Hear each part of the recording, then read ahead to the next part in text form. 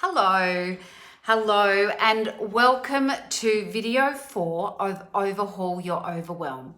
We are still in phase 1, which is connect, and we have previously done realize and review, and this one is about reset.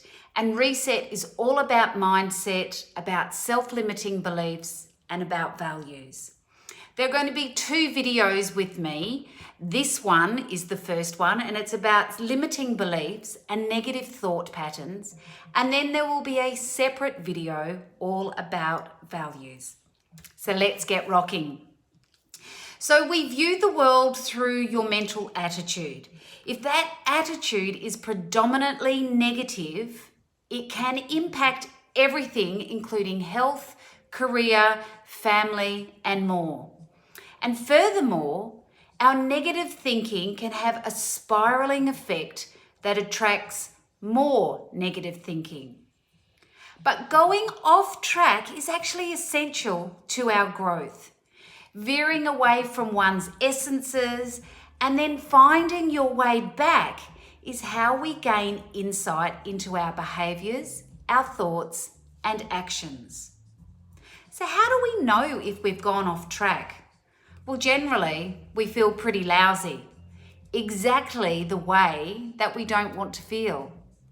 Negative thoughts and feelings are what I consider stepping stones to more positive thoughts and feelings. Some insight into your thoughts and the things that you say and think about yourself actually can be really confronting and some heavy baggage. It's that wretched demon, also known as the ego, that's pulling out dirty tricks such as shame, being scared of failing, being fearful of challenges, that tells us we are not enough of something. And that negative self-talk is brutal, to say the least, and is focused on perceived shortcomings. So this is what a fixed mindset is all about. A growth mindset, on the other hand, is all about being a work in progress. You want to build on your strengths and your weaknesses. You want to learn and you want to make time for you. Growth mindset sounds way more sexy than a fixed mindset, and it sounds like fun, it sounds like being alive, it sounds liberating and pretty enticing. But so many of us are living with a fixed mindset when it comes to ourselves. The exhaustion that we feel around emotional baggage, such as self-limiting beliefs, ego tricks, and all of that guff. It weighs us down and it alters our perception. The issue with baggage is that it comes in all shapes and sizes and all sorts of weights. And when we carry something for too long, we get tired and we give up or we give in, and it takes a toll on our well-being, which means we end up sleeping in a really lousy way. We indulge in self-sabotage. We have low self-confidence. We experience overwhelm, exhaustion, shame. We make excuses. We get angry. We experience resentment. We experience envy as well when we compare what we think our lives are like with the lives of others around us. And we start to engage in more negative self-talk. So here are some familiar types of baggage that may resonate with you. The first one is guilt with a capital G. This is the biggest obstacle that we face and is a reason why we don't put our needs, our wants, and our desires much closer to the top of the list. We feel guilty for what we're doing or what we're not doing while we're doing. We feel guilty for what we didn't do. We also feel guilty for who we are and for who we aren't. And it comes down to the law of shoulds. We should be doing this. I shouldn't do this. Does that one sound familiar?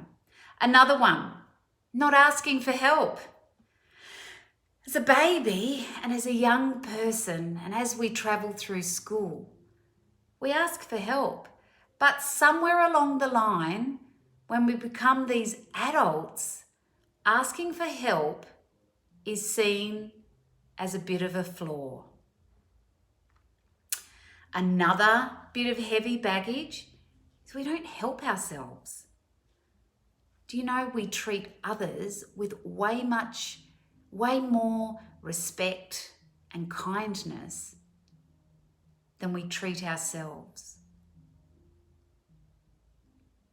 We avoid making decisions for a whole host of reasons. We lack self-awareness, which means we end up being on autopilot for so many things. By being able to slow everything down and be witness enables greater self-awareness. Here's one that I'm super familiar with, and one that is always a work in progress for me, is people pleasing. It absolutely ties us in knots.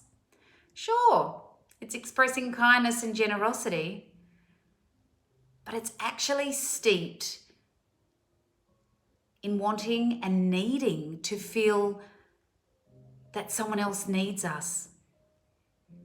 But by putting everyone else first, actually works for them and not for us. And it's about our worth, our self-worth, being linked to approval from others. That's another one of ego's dirty tricks. Over-committing. Modern life is bloody hectic. It's on 24/7, data is coming at us thick and fast, our calendars are full, we're suffering from FOMO, fear of missing out, we over-commit. And then there's parenting thrown in on that. There are so many things to contend with as a parent. But here's the tip, is that when you are a parent, that absolutely raises the necessity for actually having increased self-awareness, self-love, and making sure that there is self-care. Because you are way more than a mum. You are way more than a parent. So what I'd like you to do now is to write a list of some of the things that are in your baggage, your emotional bags, that get in the way of you and your happiness. Okay, you're going to do that and go. Okay, you have been writing your list of emotional baggage and the stuff that gets in the way. So what we're going to do is continue on now around our negative thinking patterns. Negative thinking patterns absolutely keep us stuck like we are wearing cement boots. So let's just have a little bit of a play around some of the negative thinking patterns and see if you can identify some in you. Then I'm going to give you some strategies about how you can actually start to flip some of those negative thinking patterns on their head. Okay. So this one's a real corker. Filtering. So this is when you discount any positive aspects and focus only on the negative. So when you discount any positive aspects and only focus on the negative. So can you recall someone who has said something to you, and they might have said, your hair's looking fantastic and your clothes look fantastic and it's all in color palette, and or I love your shoes or whatever. And then they say, but you're looking tired.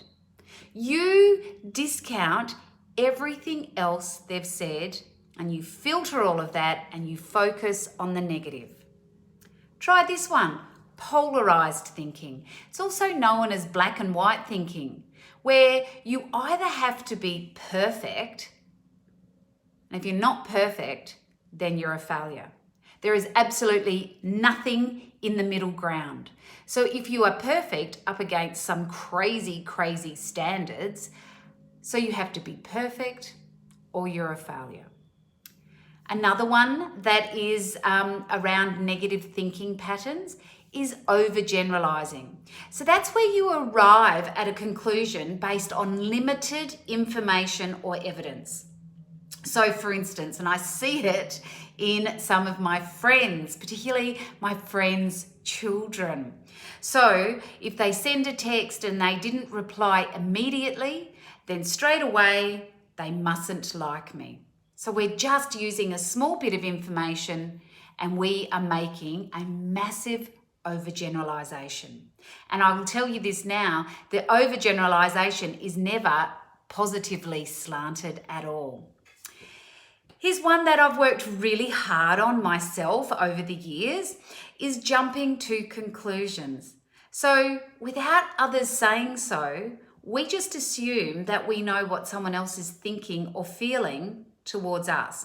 So let's have a think. You walk into a room and someone's got a scowl on their face. So straight away, oh, they mustn't like me. They must be annoyed with me. I'll just turn my sound off on my computer. They must be annoyed with me, or it must have been something that I've done. So that's jumping to conclusions. Catastrophizing. I used to have, if there was an Olympics for catastrophizing, I would have, I think, been a gold medal contender.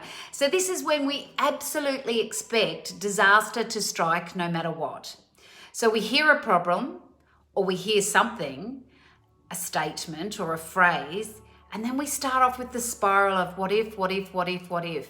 Now this for me was all tied around my anxiety, and at that point of time when I think about my catastrophizing, my anxiety was not being very well managed. It is really well managed now. I do catastrophize, but I'm also able to laugh at it because I know for me, catastrophizing is connected to my anxiety. Another way of negative self-thinking patterns is about personalizing. So this is where we take absolutely everything personally, holding ourselves responsible for things that are completely out of our control. So it's around, God, I must have said something wrong, or, and I know someone received an email at work the other day and just was able to identify that they took it personally, but when I had to read over the email, I said, no, this is what's happening. But the person was just so enmeshed in it that it was connected. It must have been something that I've done. Okay, so what do? We don't overcome negative thought patterns, we replace them. Because for us, most of us, the negative thought patterns are well-worn neural pathways in our brain. So for things to become automatic, so on average, there's about 70,000 thoughts a day. And of those 70,000 thoughts a day, it's something like 80% of them are on repeat from the day before. So if you are stuck in a way of thinking, a negative way of thinking, and I don't want there to be any judgment here, I just want there to be witnessing and observing, oh heck, that's where I'm at, that's where my thinking is at, this is something I can change. So our brain, for things to become automatic, because we will be thinking negative patterns and have limiting self-beliefs automatically, because it's stuff that's been happening for years.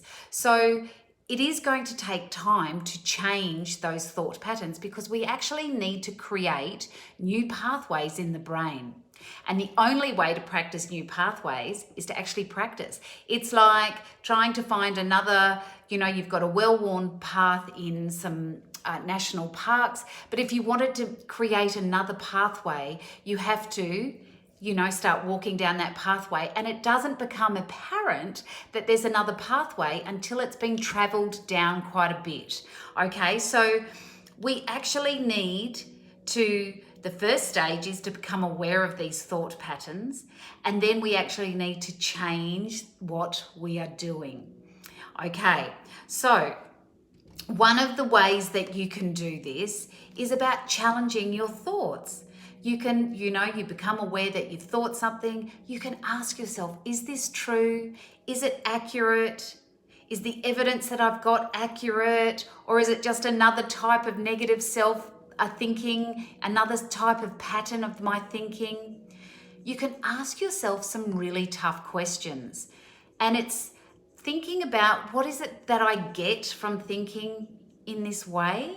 Now that's really confronting and actually really challenging. So I'm going to be giving you 4 ways that you can actually do this. Another way that you can do is, if your friend or your partner or your child was having the same negative thought that you are having, how is it that you would respond to them? So there are just some ways to think about it. Okay, so what I'm going to just share with you are 4 strategies. So people trapped in negative thinking often will tell me that they feel really hopeless because they try and wrestle with these thoughts and they try and push them away. But research shows that trying to struggle with the thoughts in that way, trying to push them away, trying not to have them, actually just turns the noise up on them. It actually amplifies them, because what you resist persists. So if you are trying to push those thoughts away and ignore them, bury them, they are just going to be in your face. So here is a really practical, peaceful, and authentic way to try and get unstuck with the negative thought patterns. Okay, it comes from Dr. Dan Siegel, who is an author, he's a psychiatrist. I know a lot about him because I deal with trauma as well. And it's a phrase that he coined called name it to tame it. Okay, so let me just scroll down with my notes. So when an unhelpful, aka negative thought pattern, and the emotions that come with that arises in you, a way to actually deal with it is to label the story. So you've probably noticed that a lot of the thoughts, negative thoughts that come up in your head are all usually tied around something. You're not being good enough or enough of something, not whatever it is. So they all kind of revolve around the same storyline. And so my storyline is that I'm not good enough, or that was an old storyline, but that is a storyline. So, in terms of the work that I do, I'm still, a work in progress. I am still absolutely, chipping away at my stuff. So who am I to share my stuff with others when I'm not perfect, okay? So, but that story I tell myself is actually really unhelpful. And so when it comes up, a strategy is to say, oh, there's that crazy story, or there's that story again, and you let it go. Because what this happens is that it's just a thought. It's not actually reality. And then you just let it go. So when I say let it go, you actually just go, oh, there's that story again. And you just let the thought just keep moving. Because as soon as you name that mental story or the pattern in your head, you've actually taken a step back from getting caught up in it. In other words, what you've done is, it's a term called cognitive diffusion. You've actually, cognitive being thinking, and diffusing, you've actually kind of severed it a bit. You've stepped away from it. And so from a neuroscience perspective, when you name the thoughts, you stop being hijacked from the negativity that they create. Because what you do is you bring your smartest part of your brain online, which is your frontal cortex. And the frontal cortex is actually really reflective. That's where all our reasoning, our higher level thinking occurs. And that helps you to step back and take perspective. You can do the same things with emotions. So it's like, oh, here's anxiety visiting again, or oh, hello, shame, here you are again. Okay, so you can do that. So when you label the emotion or your thought, here's one tip you need to do. You actually need to have a really compassionate voice or tone. Not one that's scolding, not one that's belittling, not one that is a negative tone. It actually needs to be a really calm, compassionate, nurturing tone. Because what we're trying to do, we're not trying to fight with the brain, we're trying to just make it smooth and gentle and start training those neural pathways. Okay, so that's one way that you can do it, is name it to tame it. Another one that you can do is actually come back to your senses. Okay, so notice that many of your negative thoughts mostly flow from two directions. The first is it's dwelling on the past. So maybe you are, having ruminating thoughts about your failures, your shortcomings, your problems, your guilt, things that didn't work out, all those sorts of things. And then the other direction that they come is from the future, where there's a fear of what may or may not happen for yourself, others, the planet, all those sorts of things. And that can take the form of stress over whether you're going to achieve the goals there or whether you're going to repeat some of the history from behind. So those sorts of things, we can get caught up in that. So we're thinking about stuff from the past and how it might impact on the future. So in order to become present, when you are in the present moment, you're thinking neither of the past nor the future. You're there in the moment. And that will help you step out of negative thinking. So I'm going to say you come to your senses. So to do this, direct your attention away from your thoughts and bring your focus back to your senses. So whether you are at home, in the car, out in a park, use your senses to the fullest. So don't get into a mental dialogue about, oh, I can see the birds and I can see this and the wind is blowing and it's feeling hot on my skin. Just be aware of what you are experiencing in the moment. So be aware of the sounds, the scents, the sensation of air on your skin, or the contacts, where your legs or your glutes are on the chair. So this is about being really mindful. So it's a mindfulness practice.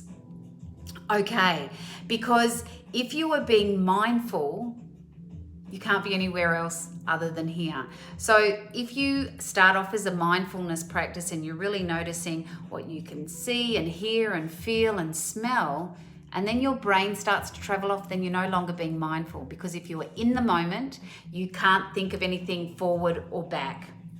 Okay, the next thing is about actually developing a mindfulness practice. So at the core of each one of us is a space that knows deep peace.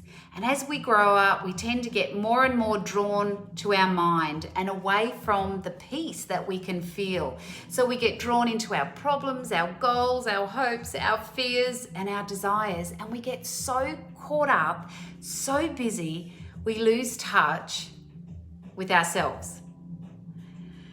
Now, it can be easy for us to get drawn into negative thinking the more we lose touch with ourselves in this way, and we lose ourselves in the mind. And in fact, some research from Harvard University shows that people are mind wandering, so off in their mind, 47% of the day. And this is the root cause of why we start to get entangled in the negative thinking. So mindfulness is the practice of waking up and getting out of the mind wandering. Because when we go mind wandering, that's when we get lost in our beliefs, the habits, our reactions, and thinking patterns. Because 90 to 95% of our thoughts, our behaviors, our responses, our actions are actually at a subconscious level. We just do them. So we are on autopilot for the best part of the way that we respond to stimulus, to things that are in our environment. So a regular mindfulness meditation is a fantastic space to start in. Okay, and then the last strategy that I'm going to give you is, so I mentioned a little bit earlier in this video about actually challenging some of your thoughts. So some kinds of negative thinking can actually be really, really sticky. So you may find that if you name it to tame it, and that you came back to your senses, but the thoughts continue to have a stranglehold grip on you. If you find yourself in this position, there are some further tools that you can use to untangle your thoughts and change your focus. Okay, so here are some helpful questions for those really unhelpful thoughts. So you can actually use the questions to question the negative thoughts that are going on, and you can use some to actually change your focus. You can ask them and then answer them in your head, and maybe you might want to take a note of some of the responses, because then that can actually lead to some further work and further curiosity for you. So usually you would just pick one of these questions at any given time. You don't go through the whole list.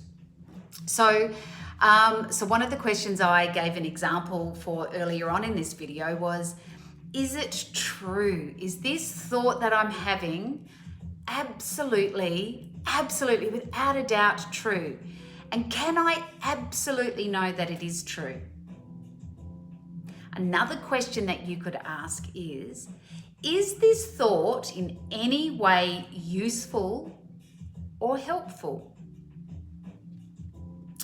Another question is this just an old story that my mind is playing out of habit? Does this thought help me take effective action? Is this thought helpful, or is it just my mind babbling on? And then you can mentally ask questions that I'm about to share with you to help create new focus and new possibilities.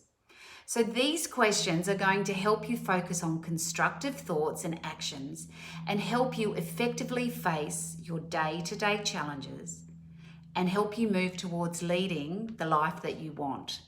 Again, just use one of these at a time, but you could always try more than one if that works. And also, as I read them, and you take note of them, you might go, you try one and that wasn't helpful. So maybe the next time you try something different. So when you've actually asked those questions, so is this just an old story that is playing out of habit? You might want to ask yourself, what is the truth? Or what is my deepest truth? How can I make the best of this situation? Who would I be without this negative thought? Perhaps another one, how can I see this in a different or a new way? And what can I be grateful for in this moment? So those questions are really going to help you get unstuck from the focus that you have of being negative and to help you focus on some positive stuff or stuff that's going well. Okay, so as I mentioned, changing our mindset, getting rid of our, starting to build those neural pathways, new neural pathways, takes a while because it's taken you a number of years to get to this point of being stuck.